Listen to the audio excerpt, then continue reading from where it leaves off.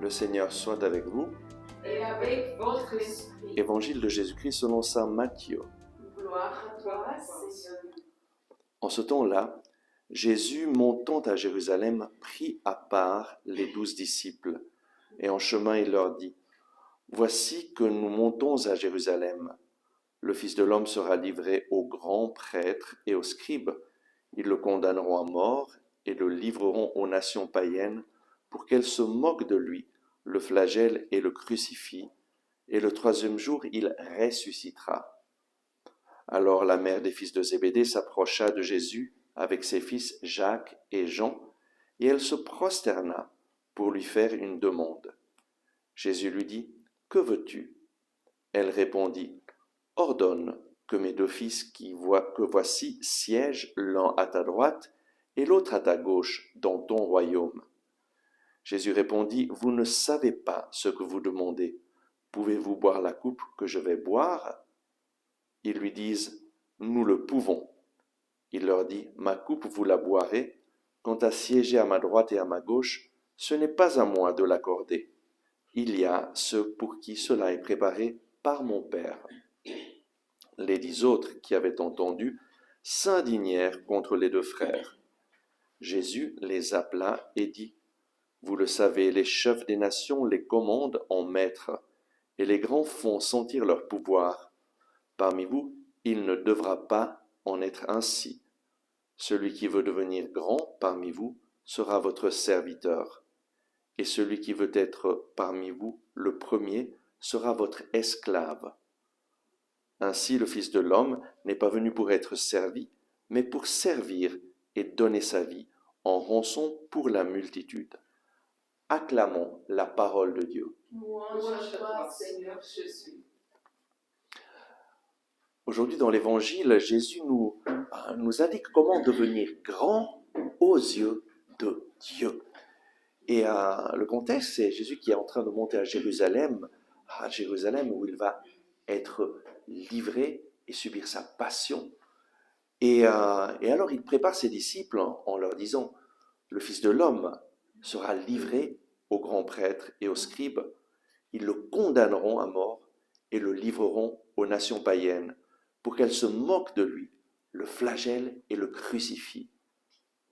Mais le troisième jour, il ressuscitera. » Jésus est en train de parler de ce qu'il va passer, de sa passion, de ce drame. Mais les disciples ne sont pas très réceptifs à ça. Et qu'est-ce qui se passe? C'est que Jacques et Jean pensent que c'est le bon moment pour demander à Jésus quelque chose d'important. Et donc, ils demandent à leur maman de se faire leur porte-parole. Et avec la maman, ils vont vers Jésus. Et leur maman leur demande, « Ordonne que mes 2 fils siègent l'un à ta droite et l'autre à ta gauche dans ton royaume. » Et oui, Jésus est en train de monter à Jérusalem, il est le roi des Juifs, et donc il faut être prêt, et donc on veut être les premiers, Jésus sera le roi, et donc nous on veut être les vice-rois, siéger, être les personnes les plus proches de Jésus. Et Jésus, c'est clair, leur dit, ça, ce n'est pas à moi de vous l'accorder. Mais les autres disciples, les 10 autres, s'indignent de ce que les 2 frères ont fait. Jésus, par contre, lui ne s'indigne pas. Il ne leur fait même pas de reproches, mais il leur donne un enseignement. En fait, chaque personne a un désir de devenir quelqu'un, de devenir grand, que sa vie ait un sens. Le désir que ta vie vraiment puisse laisser un signe dans ce monde. Et Jésus leur indique comment laisser un vrai signe, comment être grand aux yeux de Dieu. Et il leur dit, les chefs des nations, vous le savez, commandent en maître, mais parmi vous, il ne devra pas être ainsi. Celui qui veut devenir grand parmi vous sera votre serviteur. C'est exactement le contraire. En servant, nous devenons grands aux yeux de Dieu. Pourquoi? Parce que Jésus est venu justement pour cela. Et Jésus le dit, ainsi le Fils de l'homme n'est pas venu pour être servi, mais pour servir et donner sa vie en rançon pour la multitude. Jésus est venu dans ce monde pour servir.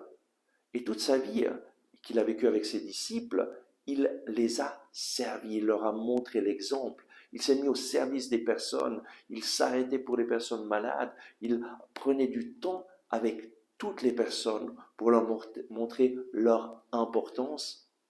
Et il a réalisé son dernier acte de service en s'offrant en sacrifice d'expiation pour nos péchés sur la croix. Jésus, en mourant sur la croix, s'est chargé de nos fautes, de nos péchés. Il les a cloués au bois de la croix. Il est mort pour nous, il est mort à notre place.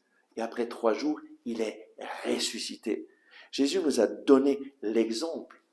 Et toutes les personnes qui se mettent à la suite de Jésus suivent son exemple. Les grands de ce monde sont grands pour des œuvres qu'ils ont faites, mais les grands, selon les yeux de Dieu, sont des personnes qui ont aidé les autres à découvrir l'amour de Dieu. Et nous le voyons dans la vie de tous les saints. Les saints sont des personnes qui se sont mises au service des autres pour aider les autres à découvrir l'amour de Dieu, pour aider les autres à rencontrer Jésus. Et donc, comment devenir grand aux yeux de Dieu? Simplement en suivant l'exemple de Jésus, de la vie de Jésus qui est venu non pas pour être servi, mais pour servir et donner sa vie.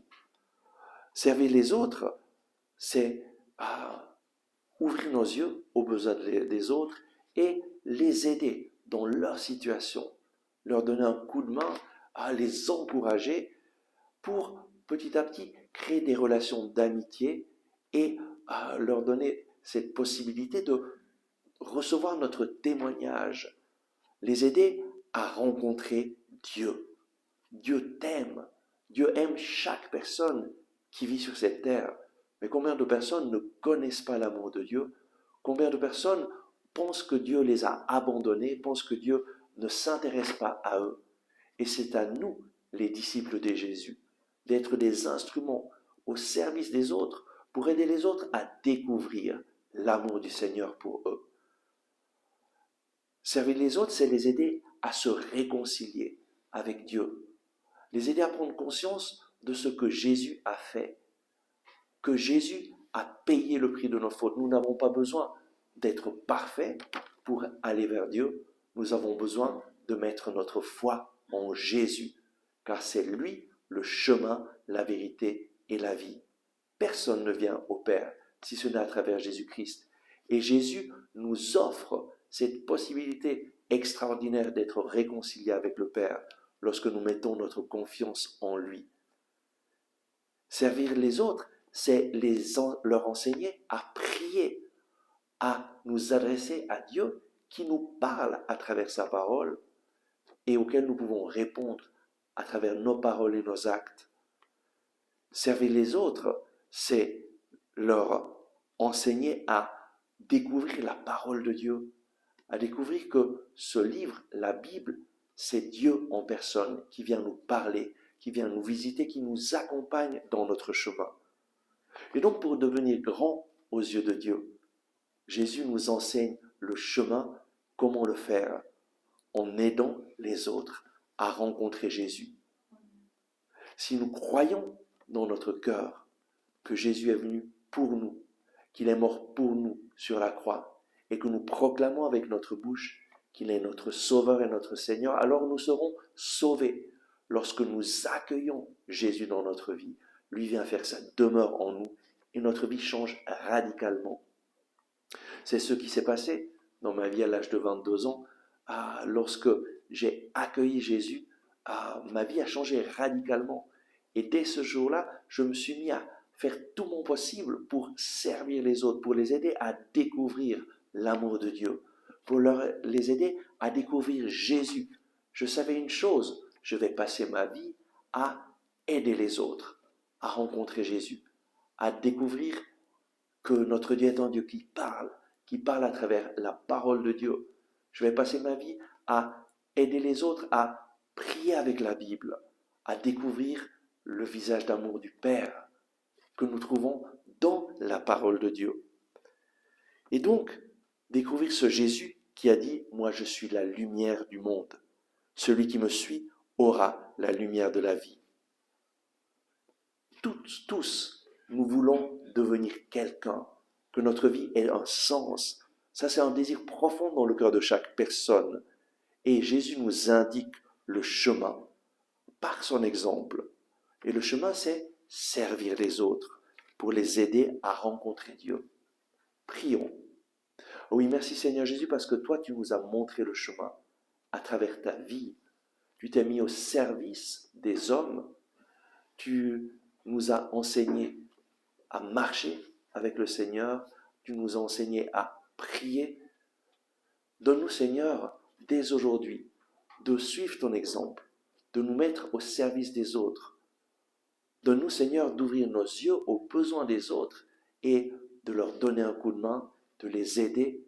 Et donne-nous aussi d'être des instruments pour que les personnes autour de nous puissent découvrir ton amour, puissent te rencontrer, Seigneur Jésus. Amen. Merci d'avoir regardé ce message. Si vous l'avez aimé, je vous invite à cliquer sur le bouton « J'aime ». C'est très important en effet de cliquer sur le bouton « J'aime » afin que les moteurs de recherche de YouTube fassent voir ce message à d'autres personnes qui sinon ne le verraient jamais.